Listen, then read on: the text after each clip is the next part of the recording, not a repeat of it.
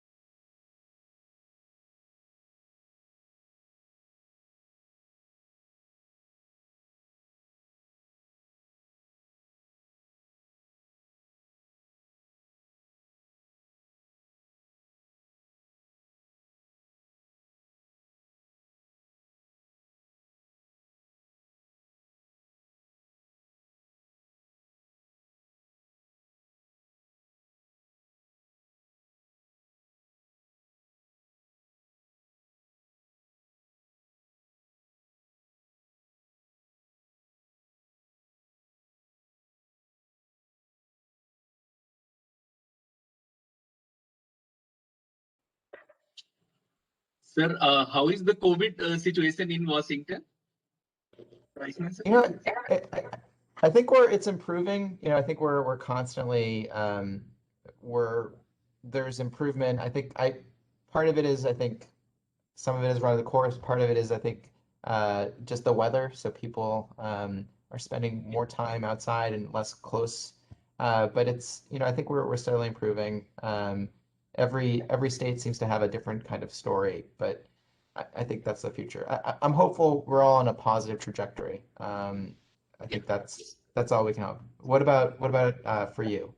Yes, sir. In Mumbai, a little bit the situation is like now we are witnessing the second wave. So the number of patients are like going high, but definitely the vaccinations are also like on the positive side, on the higher side. So I think we are able to contain this COVID-19. So That's great. yeah. Yeah, like I think it's been remarkable to see the transformation, I think, of economies, societies over the last year. It's really it's incredible also just to think about how quickly we've been able to adapt, but also provide a vaccine in a record amount of time. I still I think this is one of the greatest kind of human accomplishments we've ever had. It's just incredible that we were able to synthesize and do something so quickly. And I don't think we could have even done it 2 years ago, let alone, 10 years ago. So try to find a silver lining in a relatively not not positive event. But I think if that it gives me a little bit of hope. So Yes, sir. And relatively, we have developed the vaccine a little early. Relatively, we could develop it just like within a time frame of 1 year. So it's like yeah, positive side. Yeah. I still think that's probably that's incredible. And I think now comes the hard part. How do we make sure everyone gets it, who wants it, and then two, how do we kind of switch from a more of a remote settings to transitioning back to whatever the new normal is. Well, I think it'll be trial and error for a lot of it, but I think I'm hopeful we can return. There's some things that will never return, but I think there's certain practices that are not necessarily bad, which is washing your hands more and certain areas social distancing, being more conscious of the ability to get sick. So that's not a bad thing, but I'm curious. I'm especially curious for students how their experiences during these times. Being a student, I think, is frankly very different than it's ever been for anyone else, and we'll grow from that. And I think there's, as I said, a lot of lessons learned. We're certainly going to have a lot of data to I think look down the road and see maybe things we can do differently. But Yes. it's been an interesting road. Yeah, yes, sir. I think our director, Mr. Santosh Mohan Mohanty, sir, has joined. So Commissioner sir is there. Commissioner Roisman is there. So, so good evening for us. Good morning for you. Yes, good evening, afternoon, Yes. and hello, and thanks again for having me. Yeah. Yeah. Yeah, Rajesh, you can start the proceedings. Yes, sir. Yes, sir. So a very good morning to Commissioner Roisman and his team member, Sprately, E. Laura, and also his consul, Mr. Matthew. And a very good evening to the students, faculty members, and our director, sir. It's really an honor and pleasure to have with us today, Commissioner Roisman, to give a lecture on the topic protecting elder investors and vulnerable group and the role of Security Exchange Commission. So before I begin, I just want to introduce about Commissioner Eled Roisman.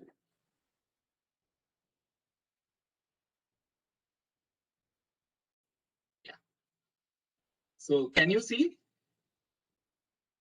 Yes. Yes, sir. Yes. Yeah. Yes, sir.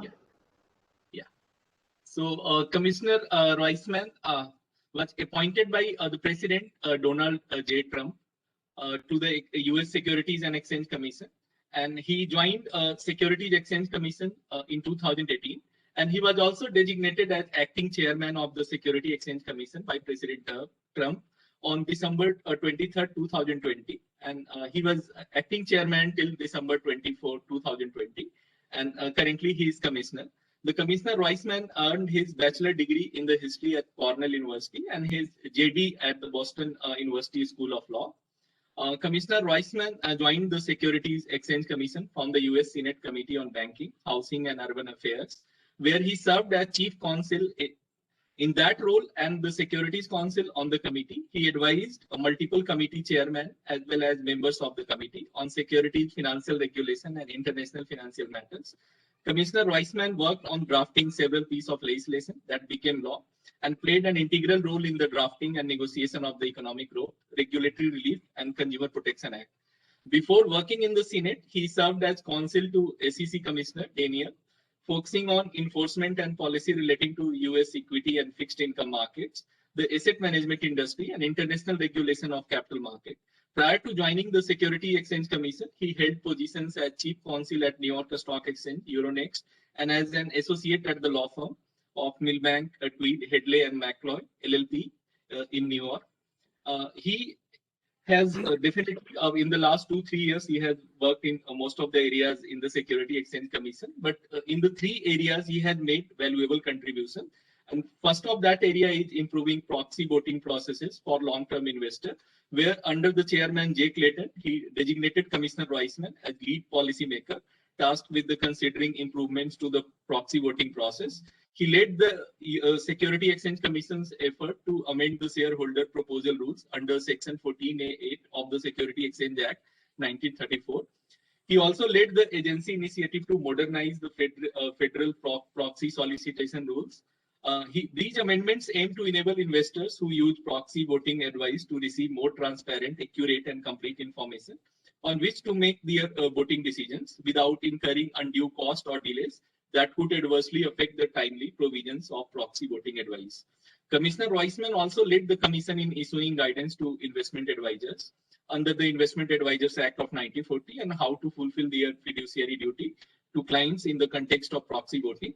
This guidance included consideration for advisors that utilize professional proxy voting advice services, such as recommendations and automated voting features.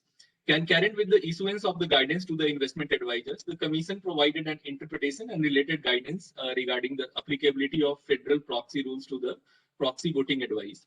His second area where he has made some valuable contribution is the topic which he is going to deliver. So just to inform, he has worked a lot on protecting the elder investors and vulnerable group. And investor protection is central to both Security Exchange Commission US and our SEBI rules and regulations. So he has represented the Security Exchange Commission at the Elder Justice Coordinating Council and interagency task force charged with the coordinating the efforts of the federal agency to protect elder Americans. He stands committed to supporting the Security Exchange Commission's effort to work in conjunction with the private sector as well as the state and federal regulators and agencies as partners in that fight. And the third area where he has made the significant contribution is modernizing the treasury markets of US.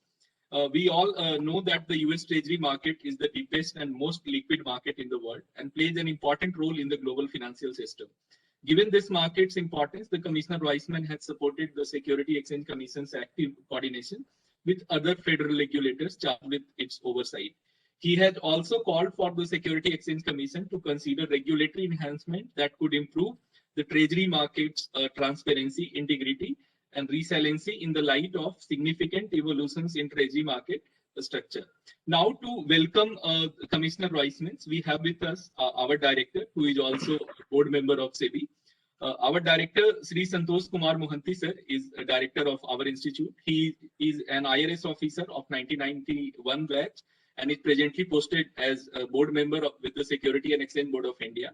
He looks after the Market Regulation Department, Commodity Derivative Department, Market Regulation Department, General Services Department, Office of International Affairs, and Regional Offices at SEBI. Prior to taking charge as WTM board member at SEBI, he held the position of Executive Director at SEBI. Before that, he served as Director at erstwhile Forward Market Commission, where he was in charge of the Market Policy and Legal Affairs Division.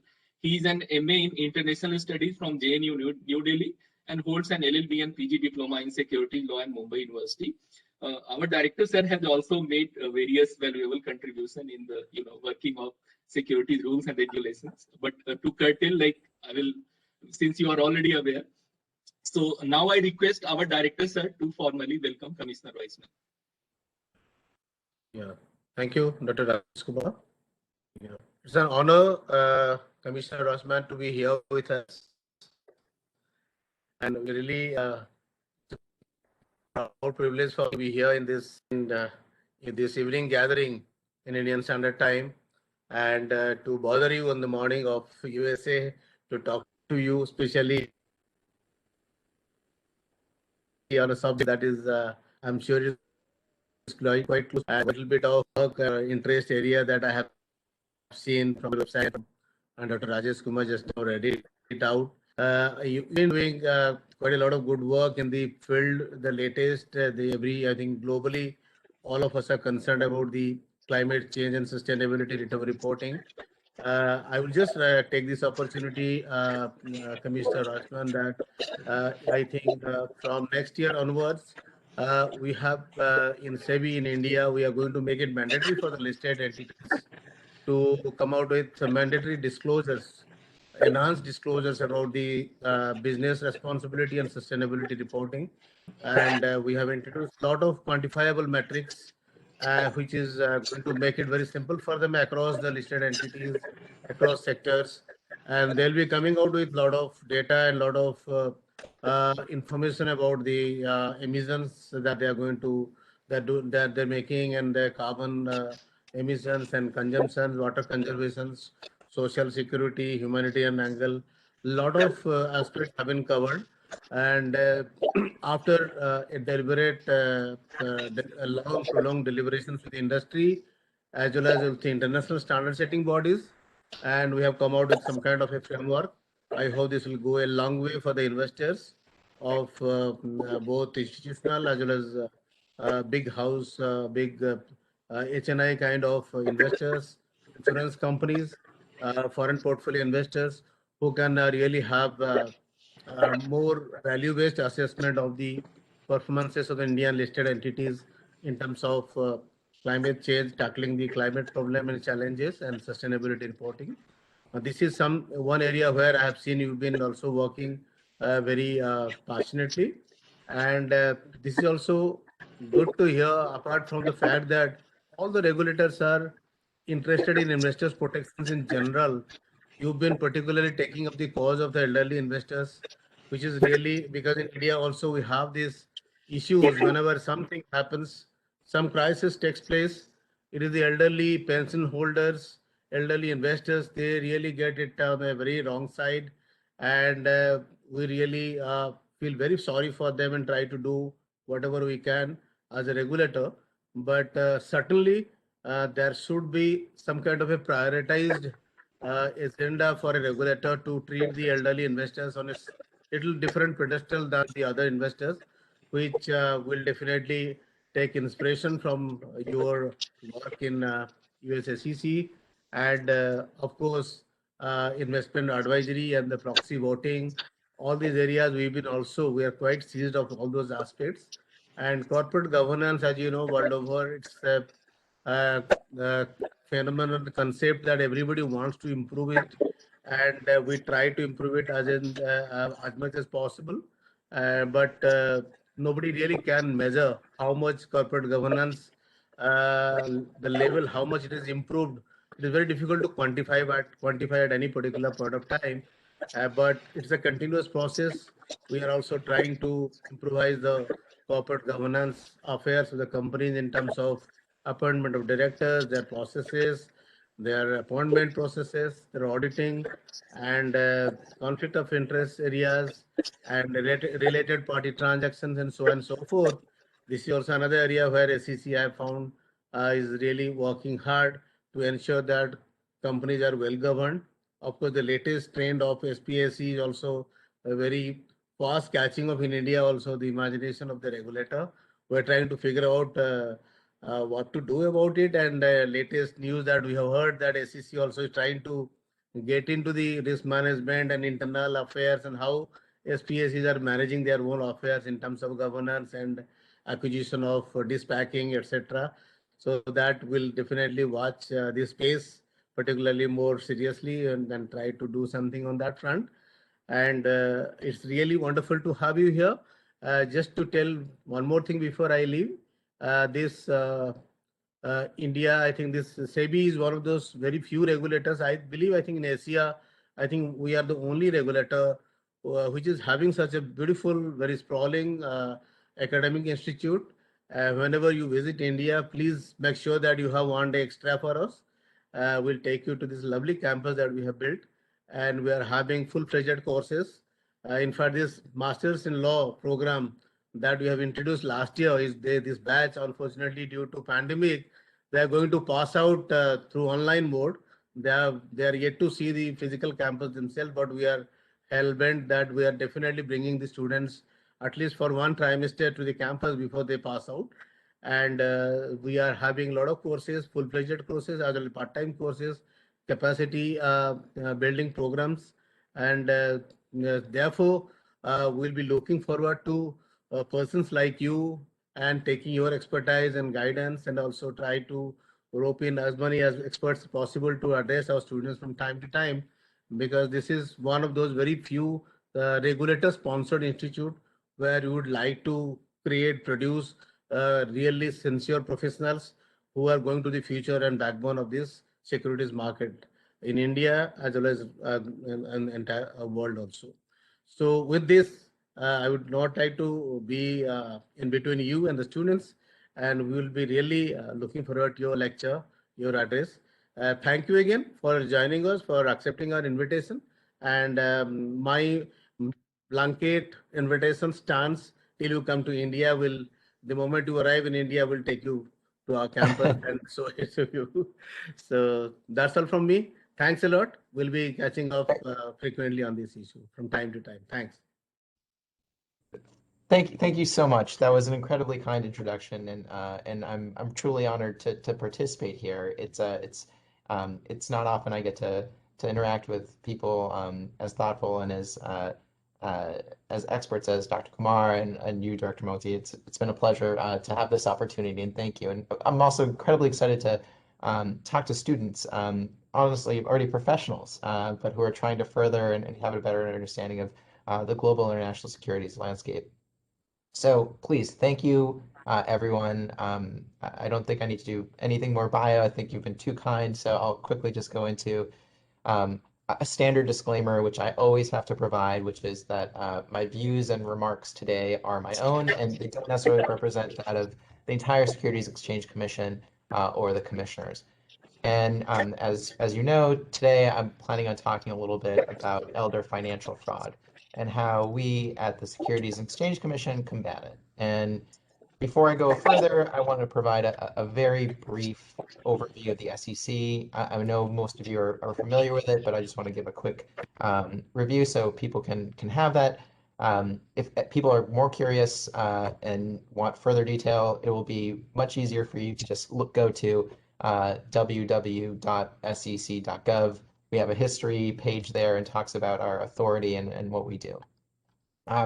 We were created in 1934 by the passage of a law called the Securities and Exchange Act of 1934.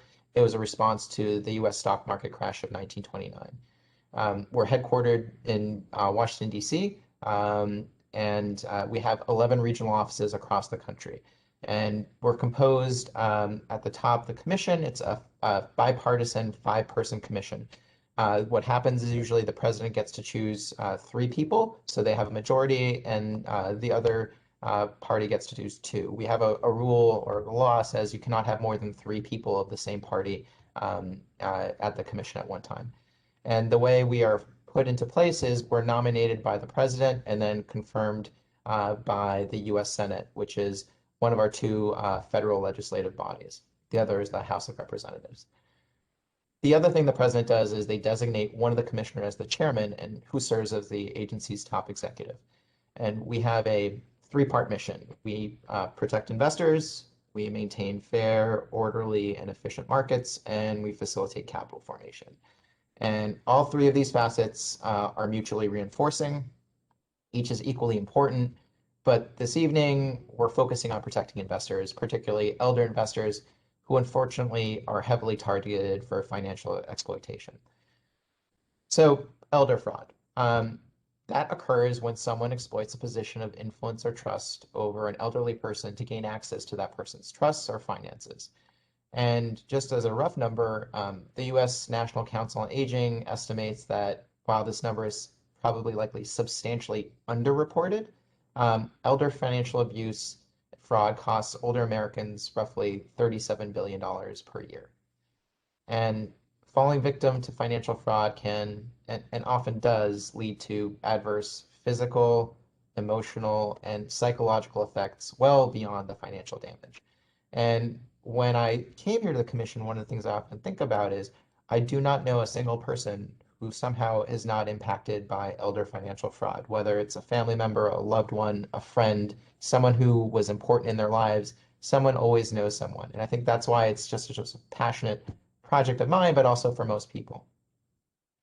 So why are elder investors at high risk for financial exploitation? It's a very complex question. There are many factors, and I just want to name a few.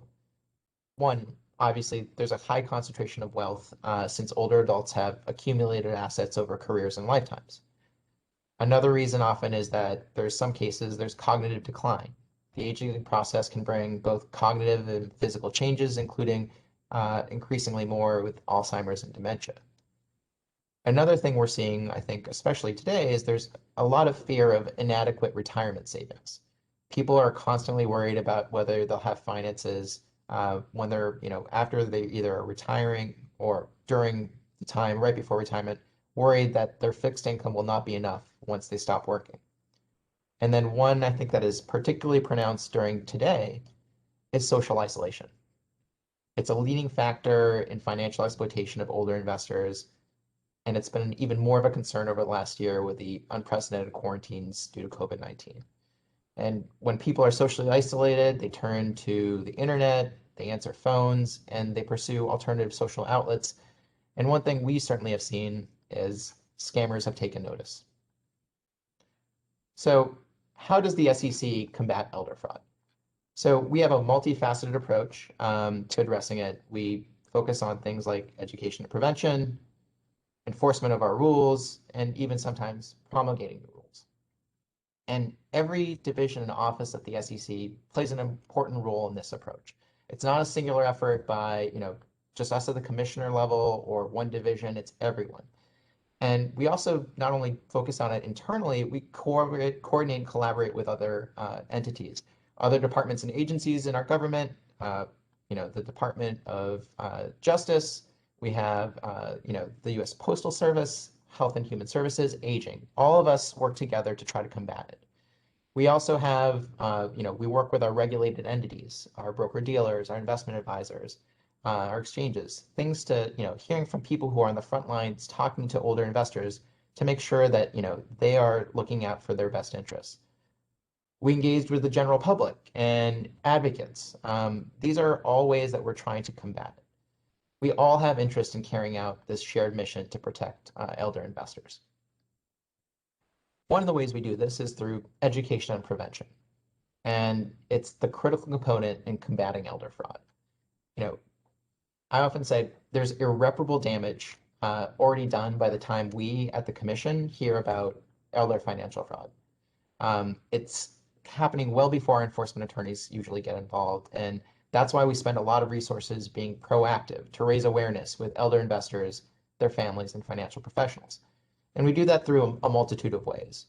We have an Office of Investor Education and Advocacy, as well as an Office of Investor Advocate, which serve retail investors. They regularly publish alerts, bulletins, information highlighting problems and questions investors may encounter, which are frankly all found on sec.gov, as I mentioned, or our alternative site, investor.gov. In fact, there's an entire section of materials on things on investor.gov pointing to red flags or areas of concerns people should be looking out for, especially elder investors, when they're getting financial advice, or that there's making sure that their assets are where they are. This includes looking out for unusual activity, account withdrawals or wire transfers out of their accounts, drastic shifts in investments, and abrupt changes in wills, trusts, powers of attorneys, and beneficiaries. That's our educational outreach. We have community outreach. It's incredibly important for us to engage through community outreach. As I said earlier, it's better to prevent fraud than to have to address it after the fact. And to this end, our staff regularly engages in public outreach. We have in-person, or today I'd say more virtual, town halls and webinars for older adults, giving them an opportunity to ask us questions about how to recognize, prevent, and address financial exploitation. We also often partner, as I mentioned, with other organizations, not only in the government, but at the state and local level, as well as with market participants to advocate for older citizens to get more information and ask their questions. And over the past year, we've been particularly focused on raising awareness on COVID-19 related scams, which particularly, I think, target elder investors. the thing I always think about is we're not alone. And we work with other entities to kind of come up with best practices. But the best way I've encountered it is we hold outreach and roundtables at the commission, trying to engage with not only like financial professionals, older investors, groups representing older investors, but honestly, a medical and psychological component of this, because it's a multifaceted problem.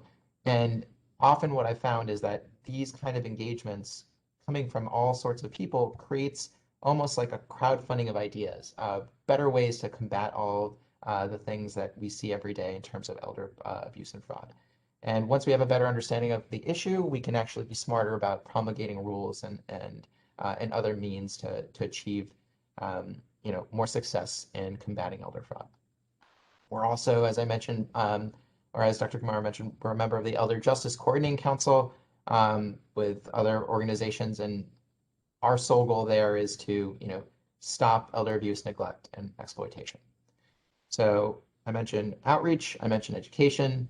The two things that often people think about at the SEC that we do is we do exams. We do examinations of our regulated entities, our broker-dealers, our investment advisors, our transfer agents, focusing on risk-based concerns, searching for fraudulent schemes. And we use these exams to actually learn more about what are things that are good practices that these entities do in terms of making sure that they're looking out for elder investors, and what are the things that are sort of lagging. And from that, we pull out a lot of useful information and practices and promulgate that in rules or put out best practices.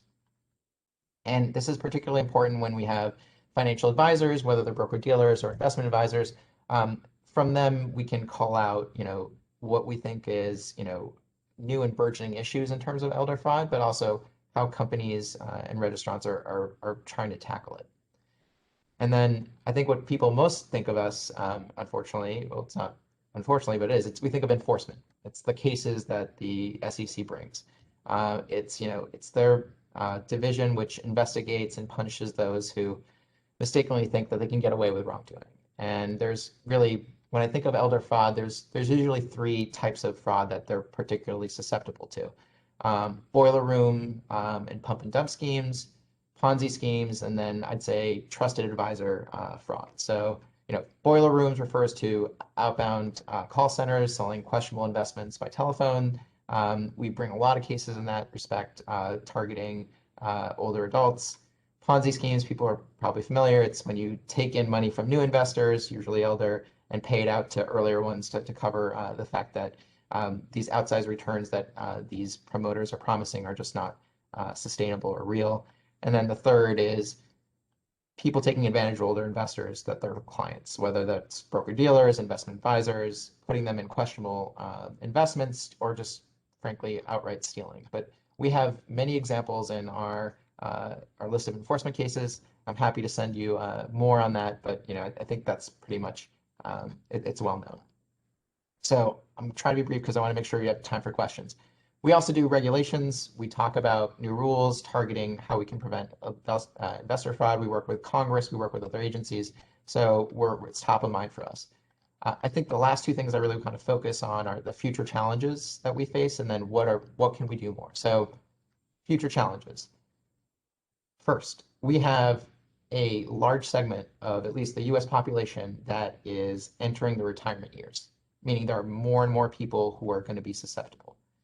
And this places increasing number of people who have financial insecurity.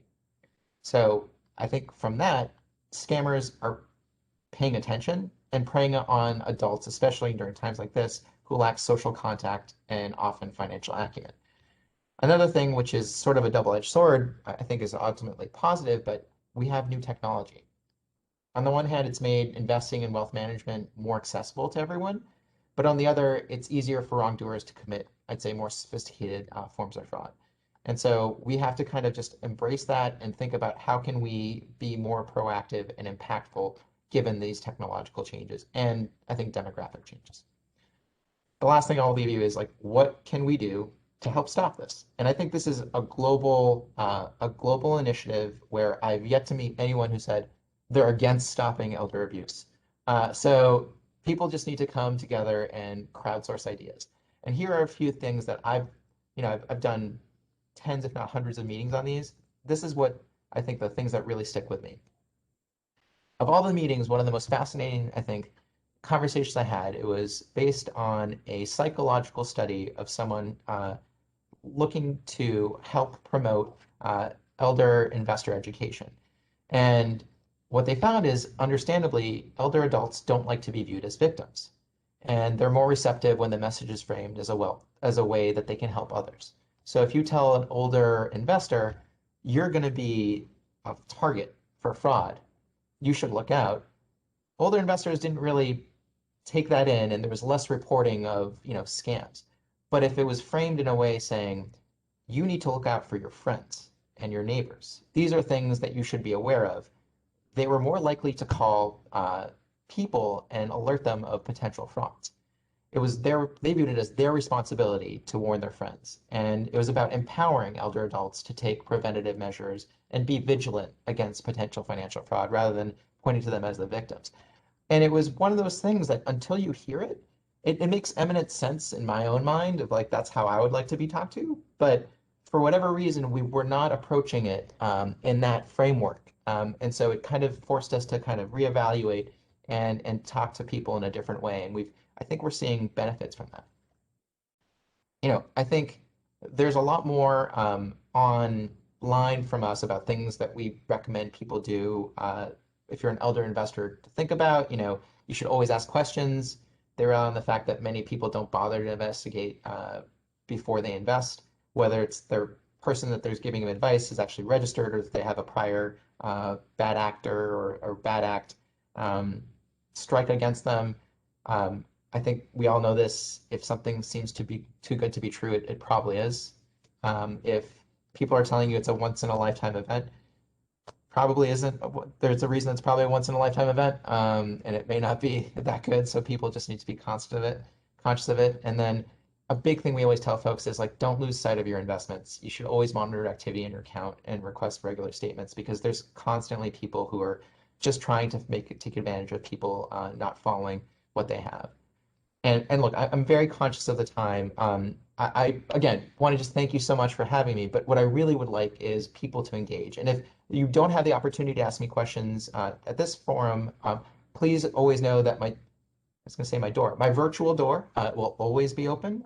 And I would love to continually engage. If you have ideas on this topic that you think would be beneficial for the Securities and Exchange Commission to think about, I'd love that. And Director Moti, I would love to talk to you later about some of the things you talked about earlier in terms of quantifiable metrics for sustainability, as well as what you're seeing and things in your market. I've been well aware of SEBI for many, many years, and so I'd love to get that. But again, I'd love to provide time for students to ask questions if they have any. So students may ask questions. Yeah. Good morning, sir. My name is Prashant. I'm an LLM student. And my question is, do we only, this theory is based on the perception that only the elder persons are vulnerable to the fraud. But here is the press release by the British Columbian Securities Commission dated 5/03/2018. What they did a survey. Like they have offered 500 people to a security which is 100% guarantee or with no risk. They found out that they are more 26% people of young age. They chooses to go for it, but the people of elder age, they refuse to go for it. And in the similar data they provided in this data for the elder people in the year of 2012, it was greater, but over the period of time in 2018, it is reduced to 12% only. So according to their survey, they are saying that younger people are more vulnerable to this kind of fraud rather than the elderly people. What's your comment on it, sir? No, it's great. I actually haven't read that study, but I will after this. I think when I think of there's heightened factors which make elder investors more susceptible, and there's certain types of frauds that they're more successful targeting elder investors. And part of it, I think, is there's also just thinking about we should be protecting all investors, but particularly elder investors because they're the ones who have the least amount of time to recover and the most to lose. And they may not be as, many people are risk averse generationally. We think of, when I think of parents, grandparents, I think my parents are probably more risk averse than I am. But in many ways, especially when I talk to my parents, it's just that you notice their judgment it's not the same as it was 5 or 10 years. And that they're more susceptible to things like particular scams that involve phone calls or random emails, things where, they're just not as, they're more isolated, but also not as technologically savvy. So I think it really depends on the type of offering in terms of the success rate, in terms of what the fraud may or may not be. But it's also important to think about, it's not just we're focusing purely on elder investors, we're focusing on all investors and all fraud, but we have to be more conscious, I think, of things that may make older investors more susceptible. And that's just I think that's the study we've found. And I think I'd be curious to see, we have even more studies on, we're getting more and more studies about the cost of elder investors. The other thing that I think is a key piece in the studies that I've read is, and I touched upon this, is the amount that is underreported. There is a significant findings by the American Association for Retired People that they underreport fraud because of shame. And especially when you're older, you feel like you should be wiser about these things. There's a higher percentage people find, I think, with younger people who are willing to admit that they've been duped because they also are much more savvy in terms of the ability to get recompensated and things like that. But I look forward to reading that, Prashant, and I really appreciate you pointing that out. And one more thing, sir. Apart from education and awareness from the regulator, do you think that deterrence also played a very important role? Because same SEBI here in India, if they found out any such fraud cases, they impose very huge cost on such a fraudulent behavior. So do you think also this theory will also work in future? I'm sorry, which theory? Putting penalty, actually, he wants to ask that whether the putting penalty can work or can serve as like one of the deterrent for this protecting elder investor. Yeah, I think it's a good idea. I think that's something certainly we should be thinking and communicating more. I think that's a really good something we could learn a lot from you guys on. So I'd love to talk more about that. Yes, yes. Any other student? Any other student? Good evening, Mr. Please, yes. Good evening, Mr. Elliot. I do have one suggestion as far as elder frauds are concerned. Maybe it would be better if we can set up summary processes or summary trials so that we can expedite the enforcement processes. So that it will be much more easier for them to report. And the stigma factor, which you have said, it's a very important factor. And we also face that factor here as well, the underreporting when it comes to fraud. So in India, we do have something called a summary trial and a summary process, which I can't say how well it will do for the stigma aspect, but at least it will make the cost of litigation and the enforcement aspect much more harder, and there'll be enough deterrence in this case. I think that's a great idea. In fact, I will talk to my folks later about this. I think there should be sort of an expedited. We always try, if there's an ongoing fraud going on, we do everything we possibly can to preserve whatever money there is at the wrongdoer and with the victim so that we can return it as soon as possible. We have something called the Retail Task Force in Enforcement, which is primarily focused on retail investors who are victims.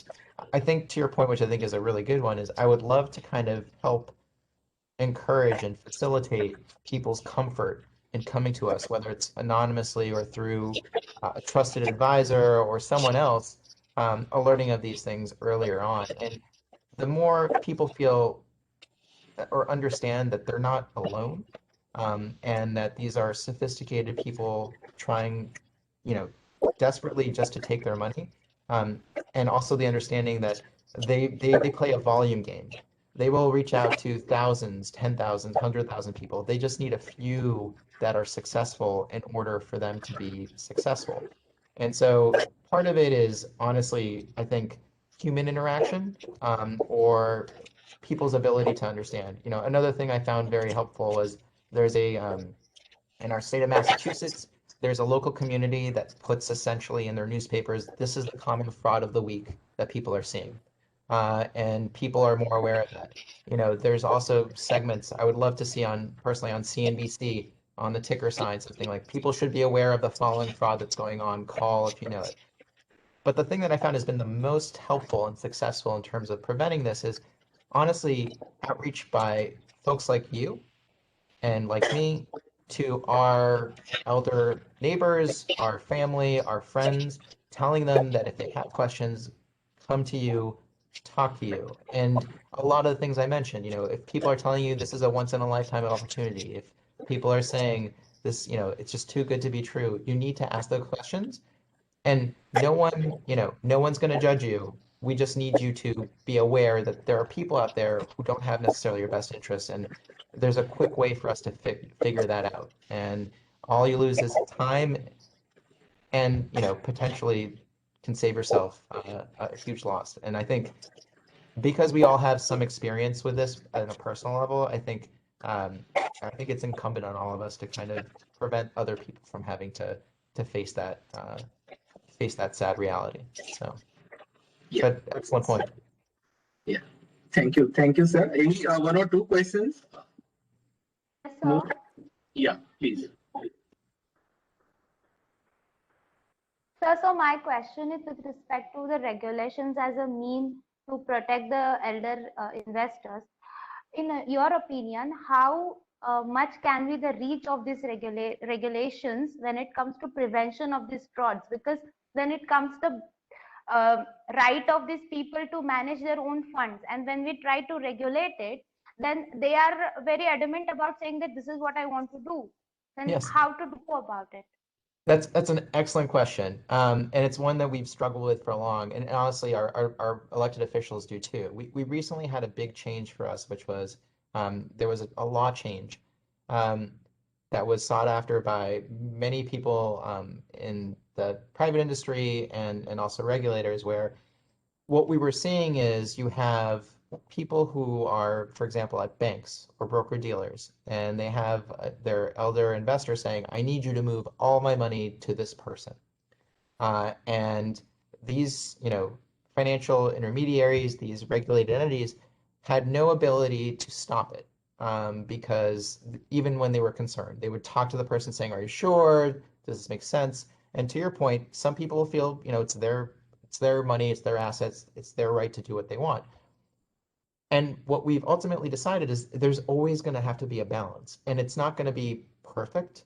But one of the things we should think about is like, can we at least do a temporary pause? Say, look, let's spend a few hours thinking about it, or do you mind if we pause it for a day so I can alert someone to make sure that this is not a fraud? And you know, what comes with that inconvenience is the ability to make sure that you know these aren't fraudulent transactions. And I certainly would hate if someone told me I couldn't use my money for how I sought you know to use it. So I completely understand with the concern that many investors have about the government overstepping the bounds. The issue, though, is if there are certain red flags that we have, you know, people think are noteworthy, I think, you know, that comes the question. It's like you can, if you agree to it, and you can sign on the waiver when you open up your account or you open, you know, any kind of portfolio, then you agree to those terms. And it doesn't have to be overly prescriptive, but it does need to have the ability for, if people think that you are being defrauded, ability for them to tell someone without liability. And so it's always going to be the question of how you perfectly calibrate it. I think it'll change over time, but I do think it's worthy of a conversation and worthy of one where you know people need to weigh the costs and benefits. That's the ultimate, in my view, of every regulation. There's always costs, there's always benefits. You have to weigh them and see where they're going to fall. But ultimately, that's how I personally come out to it. But I totally understand and know that other people have differences of opinion on it. Thank you, sir. Thank you. Yeah, thank you, sir, for the answer. Any other questions? If anyone is having last. Hello, sir. Yeah. Hello. Hello, sir. My name is Aditya. I have a question. Americans aged 55 to 64 have highest income. Mhm. In 21st century, Americans will live significantly longer lives than their parents due to medical miracles and other reasons. But with declining mental faculties of senior investors, coupled with attempt to take higher risk with their retirement nest egg in order to cater for longer lives, how difficult it could be for SEC to safeguard the elderly in the above scenario? Yeah, I think it's an excellent question, and frankly, the reality we face today. We have gone from a fundamentally transformative view of how people save for retirement. We have predominantly in the last century been most people have relied on pensions, public pensions, at companies to pay for continual, uh, you know, stream of income after retirement. That is not the case today. It's actually the smaller percentage of all employers have defined benefit plans. And one of the things we're trying to do is, two things. One is people need to understand the market is not riskless. That's the reason we have the market. It's people deciding where they want to put money so that they can allocate it for return. And the question becomes, what is a risky investment and what's people's risk tolerance? People need to actually just fully understand what our risks are, and that's our framework. We have a disclosure framework. There's different focuses on this. There's a view where you can say a merit regulator, which means I choose that this investment is a good investment and that investment's a bad investment. We at the SEC traditionally have not done that. And what we do basically is here is enough information for you to make an informed decision on whether you feel comfortable on the risk or not. There's many examples of this. There's benefits to both sides. I'd say the most famous example to me of a merit regulator deciding something's not good is there was in 1980 when Apple had its IPO, they raised $50 million, but one of our state's regulators prevented its citizens from participating in the IPO because it was too risky. And here we are 40 years later, clearly Apple was not too risky, but they made that determination. But there's also times when state regulators say, like, there's companies such as, maybe we'll say Enron, probably not a great investment, and they decided you shouldn't do that. So it's both.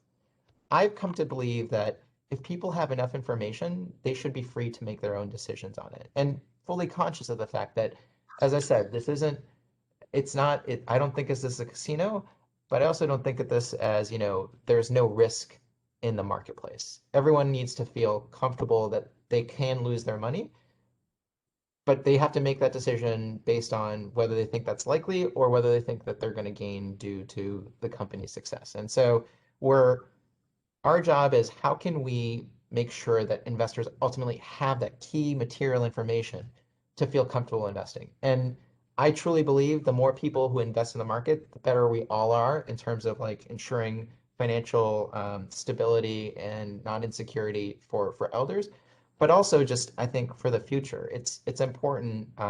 Stock markets and stocks and bonds have been a real reason for wealth accumulation in America, and there's only, we're not seeing the majority of households in America doing that. And so I'd love for people to feel more comfortable doing that. And to me, it's how do we make sure that, they have enough information to feel comfortable. But I appreciate that. There's no easy answer, unfortunately, but I think we're monitoring it, and we'll continue to have to kind of adapt as the future shows us how secure older Americans are. Correct, sir. Thank you very much. Sir, I have a small another question. Sir, should there be any provision for the rating of the financial advisors at USA,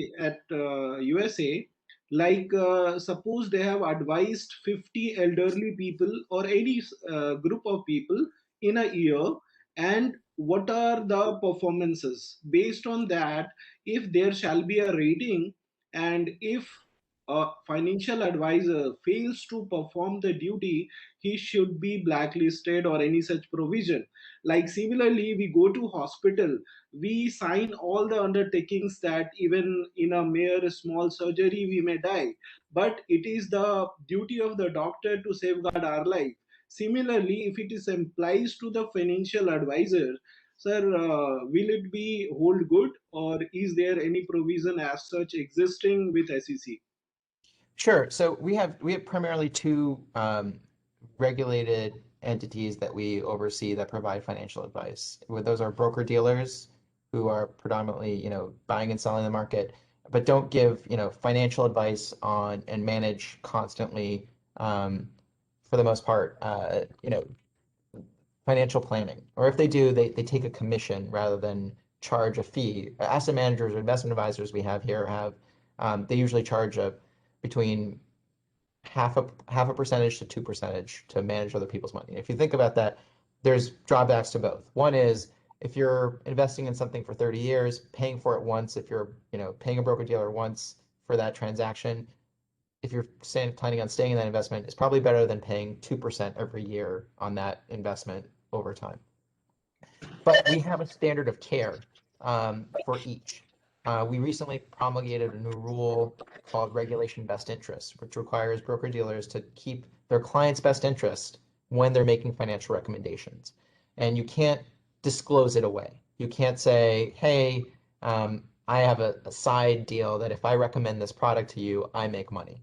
And then we have, for investment advisors, we have something called the fiduciary duty, which is similar to the best interest.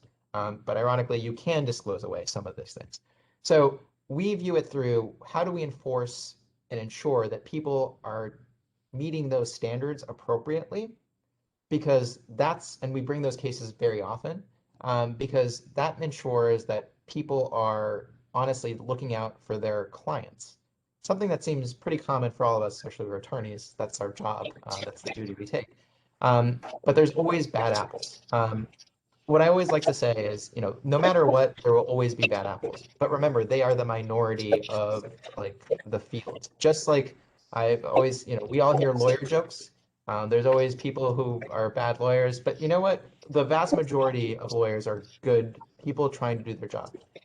But it's critically important that we ferret out those bad actors, make sure they're punished, and make sure that the victims are made whole. And so our process of doing that is doing it as a standard rather than looking at, what recommendations they did every year, because the market can go up, it can go down. We don't necessarily know. We do it on a long-term basis. It's more, how did they come to the conclusion that their investment advice was appropriate? Yeah, thank you, sir. Thank you, sir. Thank you. I think sir already has his engagements there at SEC already given us, but sir is so kind to give and spare little more time with us. So I express my sincere gratitude to Commissioner Roisman for accepting our invitation and sparing his valuable time with us, and also giving an insightful address and interactive session with the students. So thank you, sir.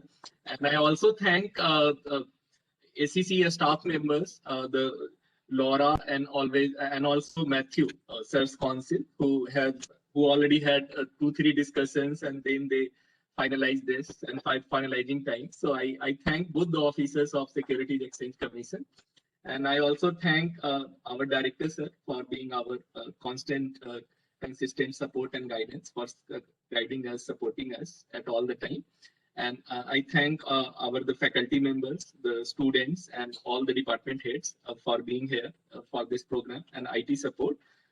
And I thank all of you. And now, last word to the director, sir. Yeah. Thank you. Thank you, Mr. Roisman, for a wonderful speech and wonderful lecture, as well as interacting with our students. It was really lovely hearing from you about the special care and the nitty-gritties that the SEC is following to protect the interests of the elderly investors. We in India, we are having similar kinds of, on the similar lines, we are also trying to protect their interests. But then, as the low interest regime and falling down interest rate regime, where in India also inflation has crossed 5% and barely 3.5%, 4% of interest from the fixed income the LLD can earn after paying taxes. So they have nowhere to go, and when they try to venture into the securities market, they have to really handheld or properly advise. Otherwise, they really lose their track, and ultimately we end up penalizing the errants, the miscreants, and the delinquents. And finally, of course, some kind of disgorgement also happens somewhere. But many play times, these elderly people, poor people, they really lose their money big time. So prevention is better than cure. We are trying to do a little bit to prevent such things from happening. But Ponzi schemes, this chain kind of marketing and the greed for getting more return, that will always there as long as human beings are there. So it's our job to only protect their interests by, as you said rightly, by balancing between the regulation and as also their own interest. And we'll be learning from you a lot in the going forward. Thanks for attending and thanks for addressing all of us. And with this, I think the students also have listened to very carefully, and they are the budding lawyers. They are going to really work hard for protecting the investors whenever they are coming into the. I think within few months they are going to join some law firms or come to the practice and profession. And with your inspiring words, definitely it will go a long way in helping them in doing their bit in protecting the interests of the investors. Thanks a lot. Yeah. Thank you. Thank you again. Thank you. Thank you. Thank you. Thank you. Take care, Valentin. everyone. Have a good night, and I really appreciate this. Best Yes, of luck sir. and stay Thank safe, you. everyone. Thank you. Yes. Thank you. Yeah. Thank you.